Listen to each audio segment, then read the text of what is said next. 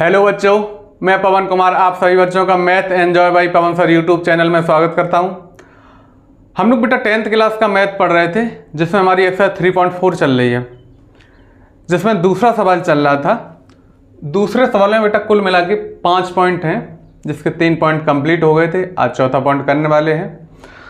चौथा पॉइंट पढ़ के देखते हैं ये हमसे क्या कह रहा है। मीना 2000 रुपये निकालने के लिए बैंक गई। कहाँ पर गई? बैंक। उसने खजांची से 50 रुपये तथा 100 रुपये के नोट देने के लिए कहा। जो उसमें कैशियर होते हैं खजांची, उनसे कहा भैया हमें कुछ 50 रुपये के नोट दे दो और कुछ 100 रुपये के नोट दे दो। ठीक है, हम लोग कहाँ तक पहुँच गए थे? कहा यहाँ तक पहुँच गए थे। मीना ने कुल 25 नोट प्राप्त किए। रुपए तो 2000 आए, लेकिन नोटों की संख्या कर देंगे बेटा तो 25 आई। कितनी आई? 25 आई। 25 नोट प्राप्त किए। ज्ञात कीजिए। क्या ज्ञात कीजिए? कि उसने 50 रुपये और 100 रुपये के कितने कितने नोट प्राप्त किए। ये बताना है कि 50 रुपये के उसने कितने नोट प्राप्त किए हैं और 100 रुपये के कितने नोट प्राप्त किए हैं। और रुपये तो कुल मिला के उसने 2000 निकाले हैं। तो हम लोग क्या करेंगे, मान लेंगे 50 रुपये के उसने X नोट प्राप्त किए हैं और 100 रुपये के Y के हैं। उसके आगे की फिर प्रक्रिया आप लोगों को और समझाएंगे। पहले इतना मान लेते हैं। हम सॉल्यूशन कर रहे हैं। माना मीना ने 50 रुपये के नोट प्राप्त किए बराबर X। ऐसा मान लिया कि मीना ने 50 रुपये के जो नोट प्राप्त किए उसकी संख्या X है, तथा 100 रुपये के 100 रुपये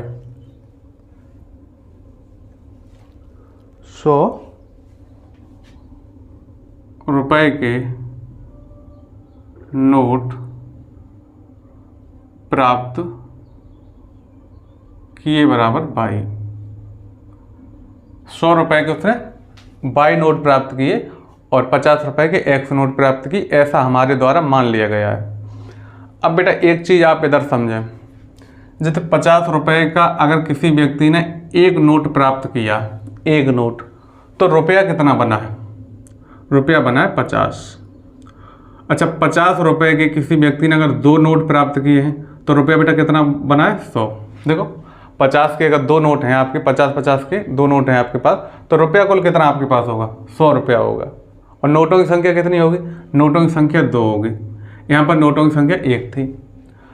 इसी प्रकार से अगर किसी व्यक्ति ने 50 रुपये के 3 नोट प्राप्त किए तो रुपया कितना बनेगा? 150 बन जाएगा। लेकिन उसके पास नोट कितने होंगे? नोट 3 होंगे। नोट 3 होंगे और रुपया ये होगा उसके पास अमाउंट। अगर 50 रुपया का किसी व्यक्ति ने X नोट प्राप्त किया है, X नोट मतलब 50 रुपये के उसके पास X नोट है, तो रुपया कितना बनेगा? 50X बनेगा। जैसे यहाँ मल्टीप्लाई करके यहाँ लिख देते थे, ऐसे ही जो पूरा रुपया है। और नोटों की संख्या कितनी है? नोटों की संख्या यहाँ पर X है। इसी प्रकार से अगर 100 रुपये का किसी व्यक्ति ने एक नोट प्राप्त किया तो उसके पास कुल रुपया कुल धन कितना होगा? 100 रुपया होगा।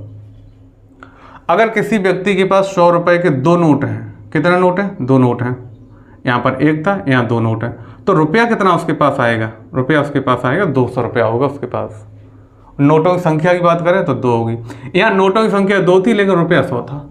यहाँ नोटों की संख्या 2 है और रुपया 200, क्योंकि यहाँ पर नोट कितना है? 100-100 के नोट है। अच्छा, अगर नोट 3 है किसी व्यक्ति के पास तो कुल मिला के रुपया उसके पास जो होगा 300 रुपया होगा। 100 रुपये के अगर 3 नोट हैं तो 300 रुपया होगा।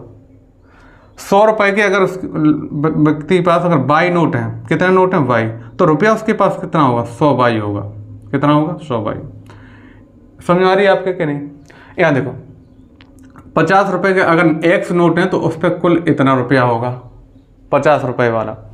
अच्छा 100 रुपये के अगर बाई नोट है तो उसके पास 100 रुपये वाले नोट का रुपया इतना होगा, और जो वो निकाल के लाई है रुपया बैंक से उसमें 50 रुपये के नोट का भी रुपया है उसके पास और 100 रुपये के नोट का भी रुपया है, तब जाके कहीं 2000 रुपया है। तो इनकी पहली शर्त अगर देखें, प्रथम शर्त देखें, प्रथम शर्त से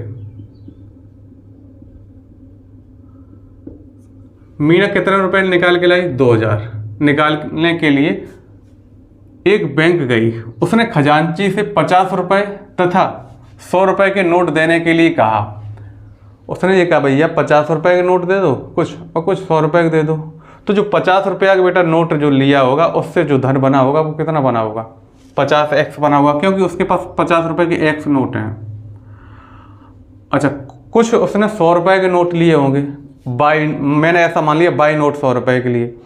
तो बाई नोट 100 रुपये के लिए तो 100 रुपया वाला जो धन बना होगा वो कितना बना होगा? 100 बाई बन गया है। और कुल मिला के 50 रुपया वाला धन और 100 रुपया वाला धन, और धन कुल कितना उनके पास? 2000 रुपया है। ये हमारा पहला समीकरण है। कौन सा समीकरण? पहला। आगे क्या कह रहे हैं? मीना ने कुल 25 नोट प्राप्त किए। यहाँ देखो ये क्या चीज़ थी? ये नोटों की संख्या थी। ये क्या थी? 1 2 3 नोटों की संख्या थी। तो यहाँ पे x क्या है? नोटों की संख्या है। बाई क्या है? नोटों की संख्या है। तो x प्लस बाई मतलब नोटों की संख्या मिला के कितनी है बेटा? 25 है, जिसमें x है कुछ नोट, कुछ बाई है। अब x कितने हैं, बाई कितने, हमसे यही पूछा है, और नोटों की संख्या मतलब दोनों को मिला के 25 नोट हैं। ठीक है। दूसरी इनकी शर्त क्या है? द्वितीय शर्त से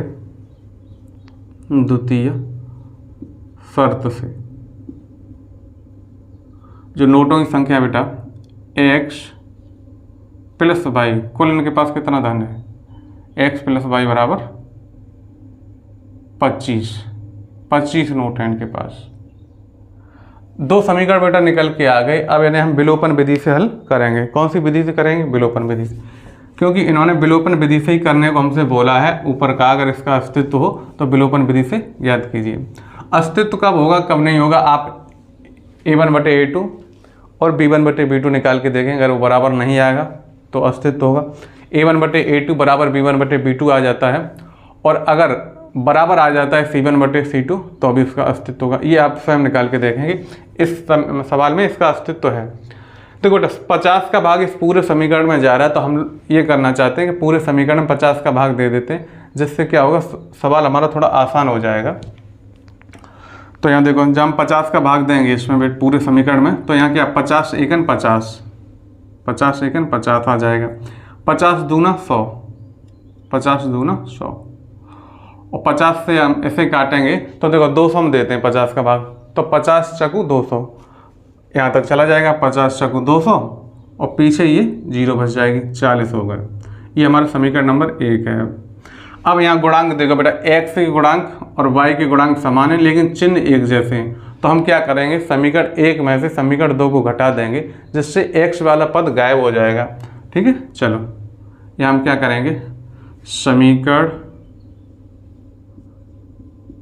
1 माइनस समीकरण 2। कहने का मतलब ये है कि 1 में से हमने 2 को घटा दिया। घटाने में चिन्ह बदल देते हैं। इसके आगे कोई चिन्ह नहीं, प्लस का माना जाएगा, माइनस कर देंगे। ये देखो प्लस लगा है, माइनस कर देंगे।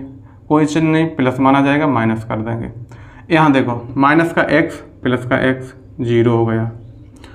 बाई, इसके आगे देखो गुणांक कितना है? 1 है। 1 बाई, यहाँ माइनस का 2 बाई, तो माइनस का बच जाएगा, माइनस का 1 बाई बच जाएगा बेटा। क्या बच जाएगा? 1 बाई। इसमें से इसे घटाया, 1 बाई आ गया। माइनस का 40 और प्लस का 25, तो माइनस के 40 में से जब 25 कम कर देंगे बेटा तो कितना आएगा? तो आ जाएगा माइनस का 15। ठीक। इस माइनस का इसमें माइनस में भाग लगेगा तो प्लस हो जाएगा, तो बाई बराबर 15 आ जाएगा। अब ये जो मान निकल के आया, इसे हम चाहे समीकरण नंबर 1 में रख दें या 2 में रख दें, जहाँ भी आपको उचित लगता है। तो इसे हम समीकरण नंबर 2 में रखेंगे। यह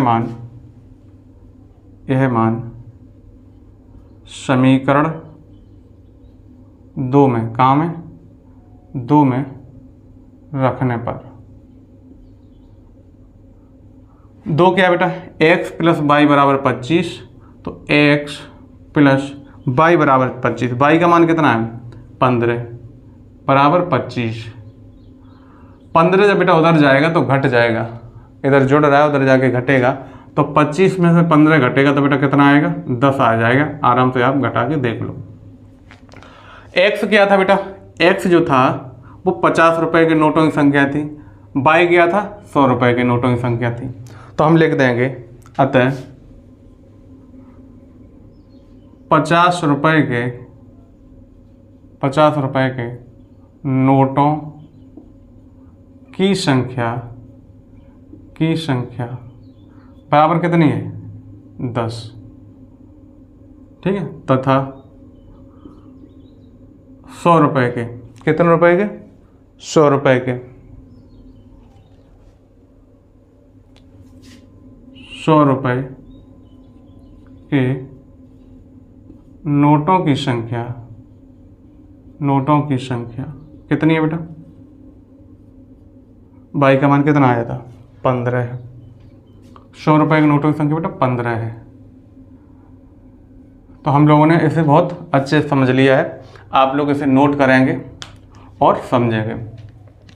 एक बात का देखो हम आपसे बार बार कहते हैं, जैसे हम तो कॉन्सेप्ट समझा रहे हैं, कई बार समझाते समय हमसे कोई संख्या गलत लिख जाती है या कोई शब्द गलत लिख जाता है, तो आप लोग क्या करेंगे पूरा फोकस यहीं देंगे। और आपको जब जैसे मुंह से कुछ बोल रहे हैं धोखे से कुछ लिख जाता है, तो आप इतने तो पढ़े लिखे हैं ही, इतने तो आप जानते ही हैं कि उस चीज़ का आप स्वयं सुधार कर पाएँ। कोई भी मानव इस दुनिया में ऐसा नहीं जिससे कोई ना कोई त्रुटि ना हो, गलती ना हो, सबसे हो जाती है, ठीक है। तो आप लोग भी इस चीज़ों इन सभी बातों पर ध्यान देंगे। अब बेटा इससे आगे की चर्चा हम आगे वीडियो में करेंगे। वीडियो देखने के लिए बहुत बहुत धन्यवाद।